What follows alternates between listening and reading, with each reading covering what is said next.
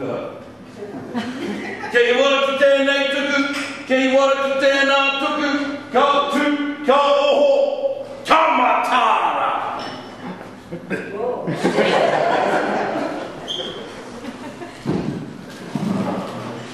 For those of you who didn't understand what I just said, now you know what my first trip to Scotland was like.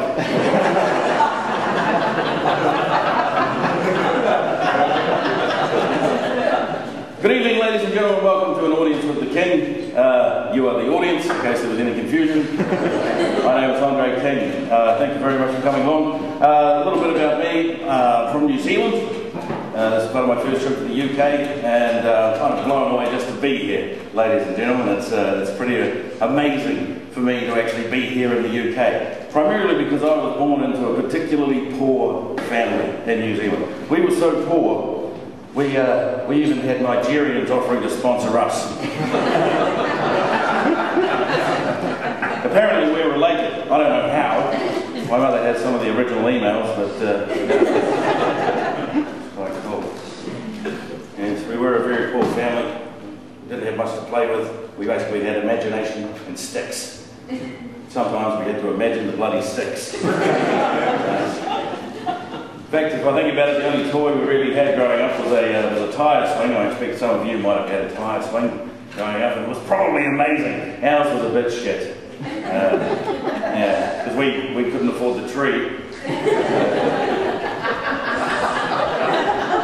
Just an old tyre with a bit of rope tied around it. Basically, it looked like a tyre that had been in a failed suicide attempt. My brother and I used to drag each other around the back lawn. It was quite nice doing that. Not having much. It was kind of our only toy. We got to sit there and feel the sun on our face and the wind through our lice. It was lovely.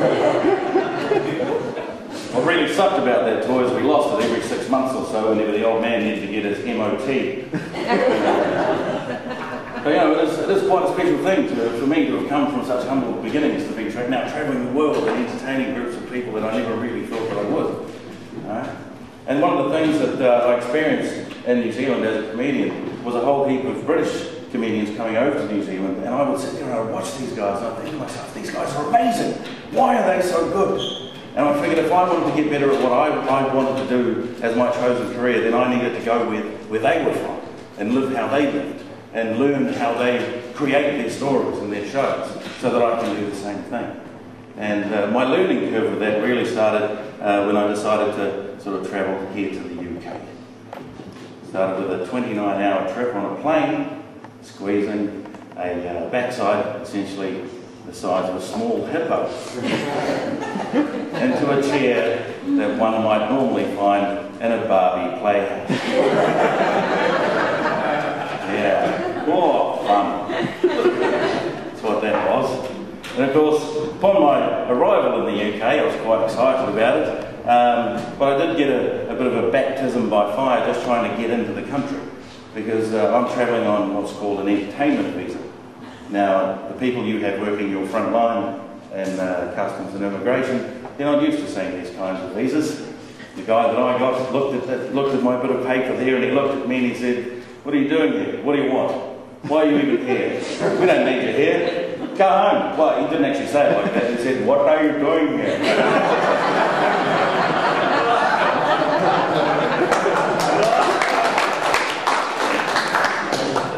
Because that's who you have protecting your borders. It's essentially an immigrant Gandalf. Just standing on the front line going, "You shall not be passing today." That's cool. But I arrived here, and that's the main thing for me, is that I actually made it in here. But of course, in deciding to travel here, I did have a few sort of preconceptions about the UK. I'd grown up with Arthurian tales of knights and round tables and castles. I'd had my imagination sparked by Shakespeare and Byron and Keats, and the reality was a little more visceral than that. What's your latest contribution to the world? The country who created an empire upon which the sun would never set. What's your latest contribution? What is it? Vajazzle. Really? A A bejeweled clacker. That's the best. That's the best that you can come up with. See now, I personally think that that's overkill. Right? I do. I'm happy as a bloke if I just have a clear line of sight to a vagina. It doesn't need to be all bright and sparkly down there. I'm not descended from magpies. You don't need to lure me in. It's not like I'm going to be kissing my way down your body just going, oh, bright and shiny. That's not happening. Not happening at all. And of course, there was other things as well. I'd heard that the British were quite big drinkers, you know, and it turns out you're not. You're not big drinkers in this country, you're hard drinkers. And that's what it is, because big implies that you can go for ages, doesn't it? But you guys have no sense of pace. No, you guys will go out and you will drink as hard and as fast as you possibly can. It's almost, you know, having been here for a while, it's almost like there's a checklist for British males when they go out drinking, which is basically get thrown out of a pub, get into a fight, eat a kebab, and pull a fat chick. That's the checklist. But you guys will go out and drink so hard and so fast that you actually stuff that list up. Hey, you mix it up. You end up getting thrown out of a pub for getting into a fight with a fat chick. Usually over a kebab. And you guys do drink hard. I mean, it's kind of unusual. I've never actually seen anybody drink the way that this nation does. I mean, because you know, you guys pair up, you go out with mates, don't you? But you don't look after them. If you make no. If one of you guys passed out tonight, pissed, I guarantee you the other two would be standing there, one with a felt pen drawing a cock on your head. The other one taking a photograph and posting it on your bloody Facebook profile, wouldn't it? I think you guys should just save your mates the hassle and just go out with a cock already drawn. That'd be the way to go. See, there's in America they do something that I think the British could adopt. Right? In America they put pictures of missing children on milk cartons. And I think there's an opportunity here for the British to put pictures of missing adults on beer cans. If only so you'd be able to tell when it was time to call it a night. If you're out drinking there, it's like, oh no, I've got me. Look, there I am, looks like Mrs. has reported me missing again. Gotta go, lads, better clean this off. There we go, alright. But of course that wouldn't happen, would it? No. British being British, you'd actually turn it into a game. A drinking game, wouldn't you? You'd be down there with your mates going, oh, I've got Dave! Dave, it's your round! You guys drink hard out. And I respect it, I can do it. I do. You know? I was quite excited about travelling to the UK. The thing was that once I arrived here, I'm kind of used to sort of being given a bit of stick about being a New Zealander, primarily from Australians, right? Australians will hassle New Zealanders about having sex with sheep. But that's only because we have over 65 million sheep in our country. I say over 65 million. Nobody knows exactly how many sheep we have. People have tried to count them, but they get to 500 odd and just kind of nod off. And the thing is, it's kind of unfair that we get tagged with that mantle of being sheep shaggers, because it really isn't our fault. It's actually your guys' ancestors' fault. Yeah, because your guys' ancestors were the ones who exported sheep to New Zealand, a country which was populated entirely with a race of people who wore grass skirts. Didn't really think that through, did they? Now, we were happy as Larry out on our beaches doing our cultural dances, you know, next minute. Oh, what are you doing, man? What are you doing? Stop it! Actually, that feels pretty good. Fill your boots. And back to you too. But that's not sexual perversion, ladies and gentlemen. That's actually livestock entrapment. We were set up. Right? What I wasn't prepared for when I came over here was my accent being confused with Australia. See, I don't understand why that should be, because as a New Zealander, I tend to speak down here in the human vocal region. Whereas most Australians, you'll note, have a tendency to speak up here a wee bit. Hello. Yeah, mate. Like they've been down to the kids' party all afternoon, just sucking on helium balloons.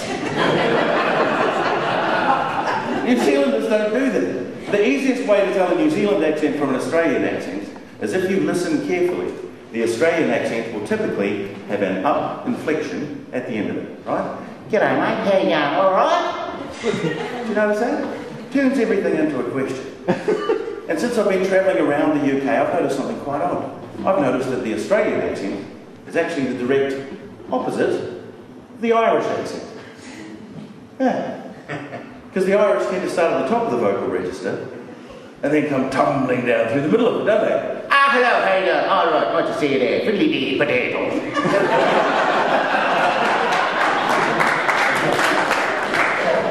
And I've always thought, ladies and gentlemen, if ever you had a situation where you had an Australian speaking to an Irishman,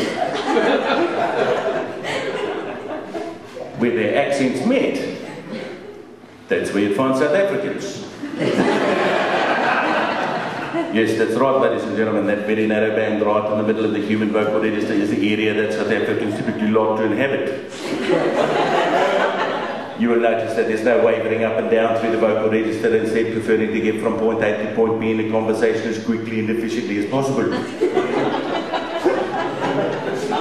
The other thing you might have noticed about the South African accent is that they tend to talk really quickly and run their words into one another almost as if they've learned to speak by reading books that were typed on a typewriter that didn't have a space bar.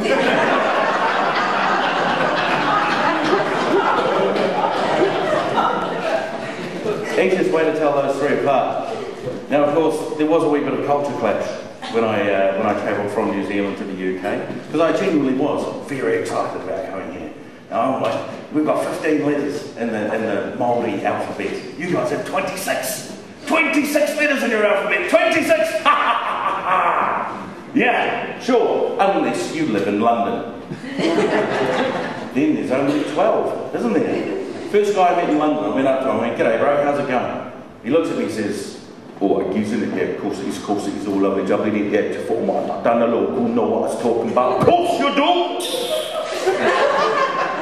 And I'm listening to this, and the whole time I'm thinking, hang on a minute, where's the L, where's the T, where's the C, where's the H? I'll tell you, ladies and gentlemen, I figured it out. Stolen! By the Welsh.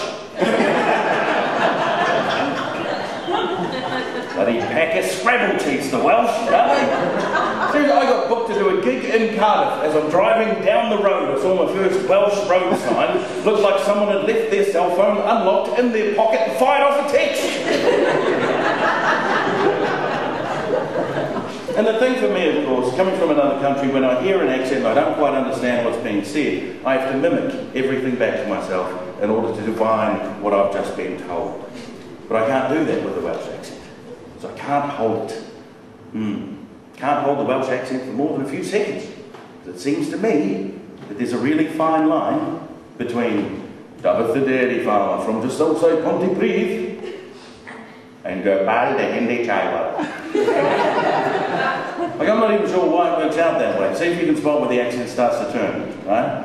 Basically you go, "Hello boyo, I'm David the dairy farmer from just outside Pontypridd." And if you listen very carefully, well, you can probably hear it starting to turn already, can't you? Oh, good goddamn, it's gone full Pakistani right now. I might as well just go up here doing a Bollywood routine for you guys. Ridiculous.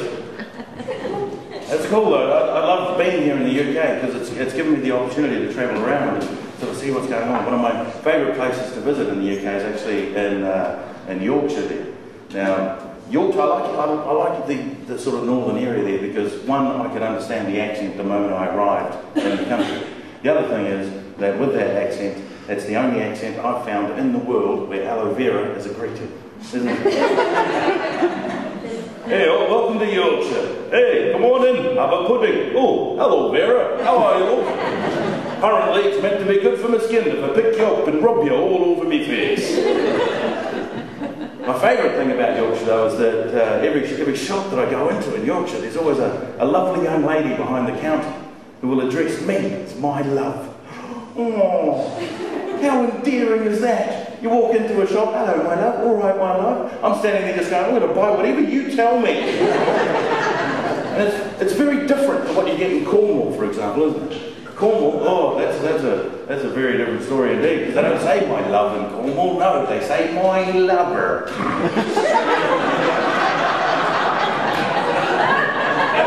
Which is past tense. It's past tense. If you were staying in a bed and breakfast and some bloke comes up to you and says, hello, my lover, you'd wonder what they'd been up to the night before. I've travelled around all over the UK. It's been a wonderful trip. And you've probably guessed by now that I do a lot of work with accents. And you guys have some amazing accents jammed into such a small area. It's incredible. You can literally travel sort of 10 miles up the road, and not only is there a different accent, but you've found an excuse to have a war. Who cares if it's a red or a white rose? It's a rose. I do have to admit, I was kind of ambushed by the accent in Liverpool. Because I was not prepared for that Liverpool accent at all. I was in town for maybe a day before I actually cottoned on to it. I overheard a couple of young ladies behind me, and one turned to the other and went, "Oh, could go some chicken teriyaki." I thought, what the hell is it? And her mate turned back to her and went, "Yeah, I could go some chicken teriyaki too." But what on earth is it? What's going on? What is this? What's that? And I stopped and I listened to people as they were walking past me in the street, and they were all doing it. This like being surrounded by vomiting cats. Because there's different people in different areas that I just wasn't familiar with. They have this thing in Liverpool called Scousers. And we don't have Scousers in New Zealand. I've never even heard of a Scouse in New Zealand. You know? Apparently New Zealand's a really long way to travel, and Scousers can't really afford to do that, which is why we don't have them in New Zealand. But I wasn't prepared for that kind of dealio either. I mean, I'm at a bar, and apparently at some point in the evening I'd actually managed to drink this guy's drink by mistake. Now, back home, if you drink another person's drink and it's a genuine error, they'll tap you on the shoulder and say, "You've actually drunk my drink, mate. You might want to spot me another." This guy didn't do that. Apparently, he had something to prove. Tiny wee fella, balls of steel. He pushes his chair back from the bar and he stands up and he looks at me and he does this. "Alright!" Sort of looked around and went, "Who the hell said that? Was that you, little fella?" What did you say there? Looks up at me and says, "Alright!" I don't really know what you're saying. That's a very strange thing. He looks up at me and he goes,